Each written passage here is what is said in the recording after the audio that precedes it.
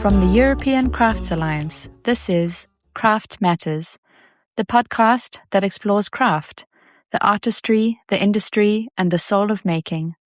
And now, here's your host, Adriana.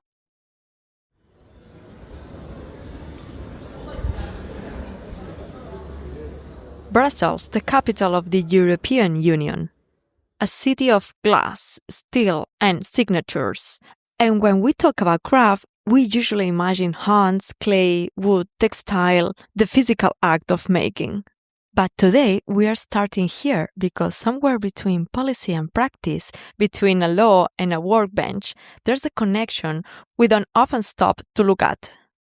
In this episode, we are tracing that connection. This is the ecosystem. Outside, Brussels is loud, busy, and full of movement. But inside the European Parliament, the rhythm changes. We tend to think of this place as a factory of laws, but I wanted to understand something else. I wanted to know whether the system truly understands the hands it governs. So we took that question to Cynthia Mhurchú, a member of the European Parliament.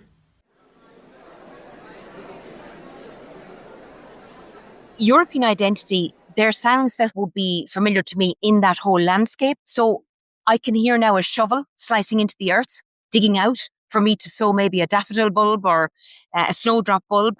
Or I can hear the clickety-clack of knitting needles, or indeed my grandaunt Bab was her name. So it was that soft movement of the thread going around the crochet hook. We talk a lot about economic value, but what happens to the European identity if we lose the skills to make things with our hands? So, look, what makes it European, I guess, it's not the uniformity of it all. It's the fact that in Europe, we welcome diversity and we are inclusive. If we lose the skills through the aging out of the crafters and all those wonderful artists, well, then we don't just lose a job. We don't just lose an economy in that area, but we're actually going to lose the actual craft, and we're going to lose it for the next generation. We're going to do the next generation a huge disservice. The intention is there. You can feel it. But between a law written in Brussels and a workshop in a small village, there's distance. And across that distance, messages get lost. That is where the European Craft Alliance stands. Cristina Mendes, it is president and deputy director of Thearte. We are in a sector that has many specificities. It's composed by very, very small companies, normally one person. This person takes a very long time to learn the job. Although these kind of very, very small companies and workshops are very resilient, the fact is at the same time they are quite silent. And when the cycles of the economy change and as the sector has not so much visibility, when workshops begin to enter in crisis, sometimes it's quite late for finding ways of saving them because it takes a long time to learn the job. This sector has been very far away from the lobbying, the policies, because artisans sometimes have difficulty in having one voice. Because, one thing is closing a factory and have 200 people unemployed in a place. One thing is a workshop with one job. But when you realize what you are losing in that one job, when you really, really realize what you are losing there, you are losing the memory, you are losing years, centuries of knowledge that has passed from generation to generation, that has been very important to that local, has sometimes given identity to the place. So the comprehension that it's not just one job, one business, it's much more than that. That's what is difficult for politicians to understand, and sometimes they understand it too late.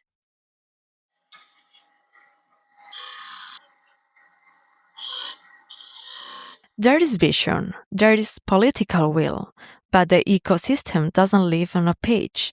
It lives on a workbench at the street level in the hands. So we cross the city not to escape policy, but to see where it actually lands.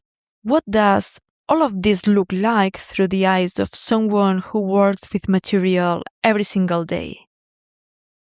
My name's Hugh Roche Kelly. I'm a woodturner as an independent craftsperson. I'm also a head of workshop at the Sonnian Wood Cooperative in Brussels.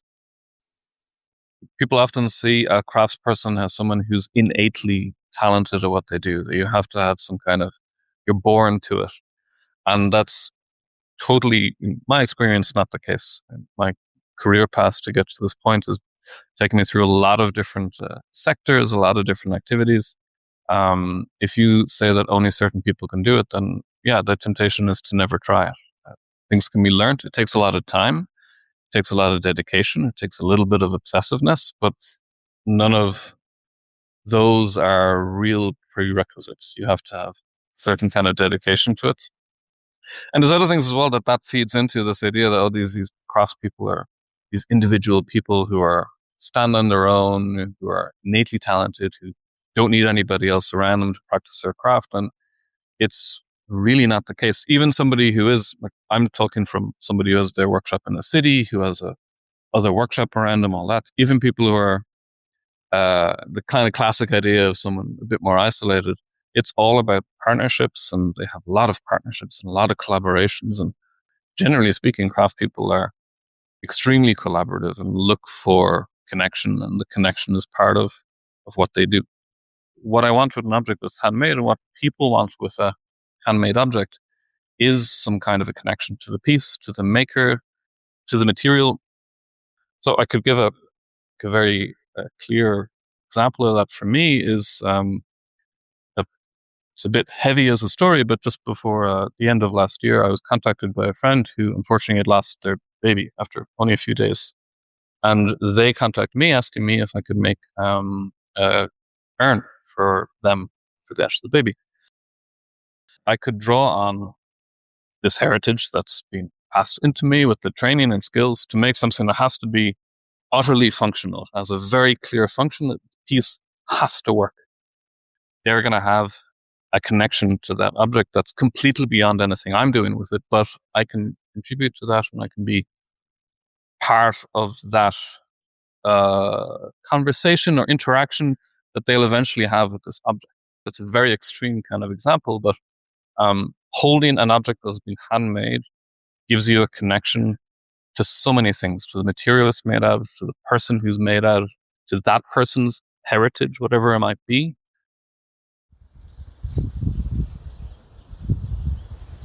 I'm Evie Lenoir. I'm a roofer.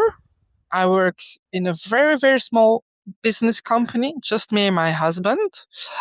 We do traditional roofing, mainly natural slates and leadwork, zinc, traditional carpentry in massive wood. I'm also the actual president of the UAP, which is the Union of Heritage Craftspeople.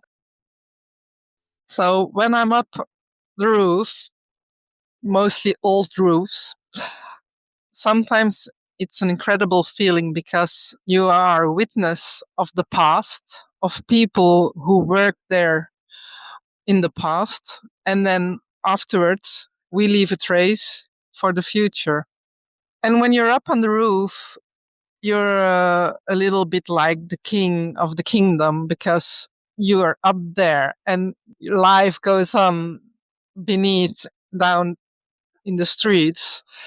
And then you feel a kind of freedom. And when the weather is nice, which isn't always the case, it's really lovely to have the landscape, all the houses, you see the roofs, you see the city around, and it's incredible that you can be a witness and you can work on some historical buildings that you know that they're 100 years old. and someone else worked there before you, and someone else will work there in 100 years, and we'll see what you've done today. So it's really incredible feeling sometimes. But maintaining that history requires more than just a view. It requires a specific kind of precision that the rules often forget. Sometimes when we work on a listed building or a public building, you have the authorities, you have the architects, then you have the criteria, you have the norms or to respect. So, but as technically, we have to do the job and we have the technical knowledge to say if it's possible or not. I think we have a very important role to play. And we often say, like, the architects are the generalists and we are the surgeon. So it's important. We have a very important function in the preservation and maintenance of a historic building. A slate on a roof, a chisel in wood, a pen on paper, they may seem far apart, but they are part of the same system, an ecosystem built on hands, knowledge, and time. Some people shape it through policy, others sustain it through practice, but neither exists without the other. And ecosystems don't disappear all at once. They disappear one workshop, one skill, one pair of hands at a time. You've been listening to Craft Matters, brought to you by the European Crafts Alliance. This podcast is part of the CraftsNet project, co-funded by the European Union. New episodes drop on the last Wednesday of every month. You can listen on Spotify, Apple Podcasts, or your favorite platform. Follow us on social media or subscribe to our newsletter at europeancraftsalliance.org. Thank you for tuning in. We'll see you next time.